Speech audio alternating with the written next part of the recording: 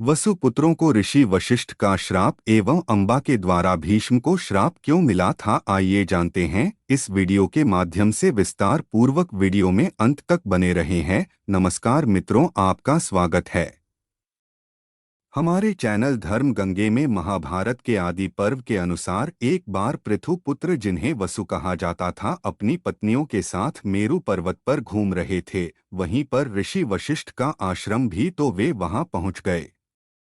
उस आश्रम में एक नंदिनी नाम की गाय थी जो सभी की कामना पूर्ति करती थी। वसु के पुत्रों में धोह की पत्नी को जब वो गाय भाग गई तो धोह ने बाकी भाइयों के साथ मिलकर वो गाय चुरा ली। जब ये बात ऋषि वशिष्ठ को पता चली तो उन्होंने सभी वसु पुत्रों को मनुष्य योनि में जन्म लेते ही डूब मरने का श्राप दे दिया। और धोह को, जिसने गाय चुराई थी, उसे मनुष्य योनि में रहकर ही दुख और पीड़ा भोगते रहने का श्राप दे दिया। वसु पुत्रों ने इस श्राप से छुटकारा पाने के लिए माता गंगा का तप ध्यान किया। माता गंगा ने उनकी मुक्ति का वचन दिया कि वे उनकी मुक्ति अपनी ही गोद के द्वारा करेंगी। कालांतर में वसु धोह राजा शांतनु के रूप में जन्म में। शांतनु एक वीर योद्धा थे जो हमेशा युद्ध में विजयी होने के बाद आखेट पर जाया करते थे। एक दिन शांतनु ने वन में एक सुंदर सी कन्या को देखा और उन्हें उनसे प्रेम हो गया। कुछ दिनों बाद शांतनु को पता चला कि उस युवती का नाम गंगा है, तो उन्होंने उनके सामने विवाह का प्रस्ताव रख दिया। गंगा शांतनु से इस शर्त पे विवाह के लिए तैयार हो गई कि वो कभी उनसे कोई प्रश्न नहीं पूछेंगे, चाहे वो कोई भी कार्य करे। राजा शांतनु इसके लिए तैयार हो गए।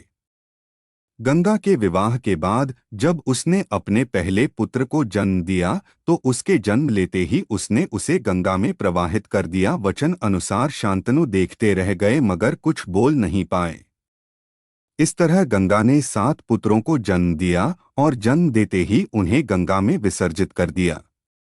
मगर शांतनु दिए गए वचन के कारण कुछ पूछ नहीं पा रहे थे। मगर गंगा के 8वें पुत्र के जन्म के बाद शांतनु ने जब अपना वचन तोड़ा तो गंगा ने शांतनु का साथ छोड़ दिया और अपने 8वें पुत्र को अपने साथ ले गई। शांतनु का वही 8वां पुत्र भीष्म के नाम से जाना गया, जिसे शिक्षा दीक्षा पहले माता गंगा ने दिया। बालक भीष्म एक ही तीर से गंगा को भी रोक देते थे और उन पर पुल भी बना देते थे। बाद में भीष्म को गुरु परशुराम ने शिक्षित किया।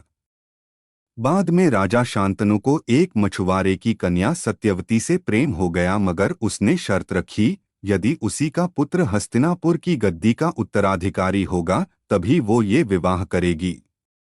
शांतनु तैयार नहीं हुए, मगर किसी तरह जब ये बात भीष्म को पता चली तो उन्होंने माता सत्यवती को वचन दे दिया कि उन्हीं का बेटा हस्तिनापुर का उत्तराधिकारी होगा। सत्यवती का बेटा विचित्रवीर्य ने जन्म लिया, जिसे भीष्म ने हर युद्ध कला में पारंगत करना चाहा, मगर वे कमजोर थे। जब हस्तिनापुर में कोई भी राजा अपनी कन्या नहीं दे रहा था तो एक बार भीष्म काशीराज की पुत्री के स्वयंवर में पहुंच गए और एक प्रतियोगिता जीतकर अपने भाई के लिए काशीराज की तीनों पुत्री अंबा, अंबिका और अंबालिका को हस्तिनापुर ले आए। जब अंबा ने विचित्रवीर्य को बताया कि उनका प्रेम शाल्व नरेश से है तो विचित्रवीर्य ने उनसे विवाह नहीं किया।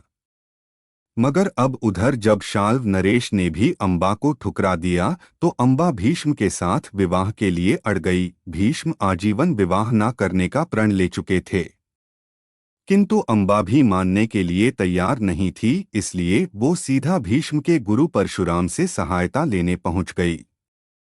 परशुराम ने अंबा को उसकी सहायता करने का वचन दे दिया तो फिर परशुराम और भीष्म के मध्य एक युद्ध हुआ, जिसमें परशुराम अपने शिष्य पर गर्वित हुए। मगर फिर अंबा को इंसाफ ना मिलने पर उसने भीष्म को एक औरत के कारण ही मृत्यु प्राप्त करने का श्राप दे दिया। अगले जन्म में अंबा बाद में शिखंडी बनी और फिर महाभारत के युद्ध में भीष्म की मृत्यु का कारण बनी। जानकारी अच्छी लगी हो तो वीडियो को लाइक, चैनल को सब्सक्राइब करें और अपने दोस्तों को शेयर करें। और आप भी हमारी तरह श्री कृष्ण के भक्त हैं तो कमेंट बॉक्स में जय श्री कृष्णा अवश्य लिखें। वीडियो तक देखने के लिए धन्यवाद।